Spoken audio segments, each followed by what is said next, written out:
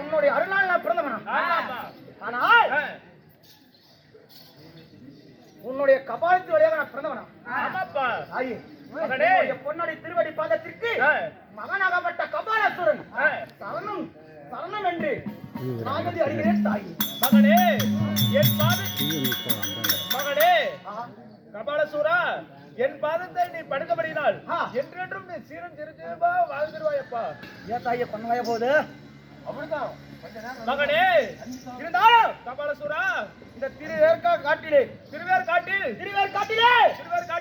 கபாலத்துடைய நான் எதற்காக பிறக்க வைத்தாய்? என்ன காரணங்கள்? உன்னை பிறக்க வைத்த காரணமே தெரியுமா? ஏன் எதற்காகம்மா?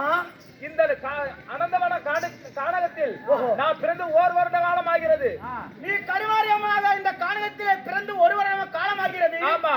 அப்படி 1 வருடம் ஆகி அந்த தேவாதி தேவர்கள் எந்த ஒரு தேவர்களும் யாரும் என்னை வந்து பார்க்கவில்லை. எந்த ஒரு மனிதர்களும் என்னை வந்து பார்க்கவில்லை. என்ன கடவுள் என்று மதிக்கவில்லை.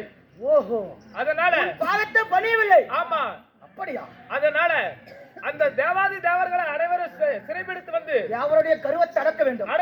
யாருடைய கருவத்தை அடக்குவதற்கு கபாலத்து வழியாக உன்னை கபாலத்துடன் நான் பிறக்க வைத்திருக்கிறேன். ஆமா தாயே, மகனே, உனக்கு காரணம் ஆமாப்பா.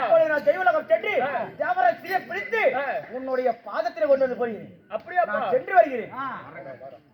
இருந்தாலும் தாயே மகனே, இப்படியே நான் கோலத்தனமா போனா என்ன கொண்டு விடுவாங்க. சரிப்பா. அதனால எனக்கு வர வேணும் தாயே. எப்படிப்பா உனக்கு வர வேண்டும்? என்னன்னா வரும் கூப்பிடு.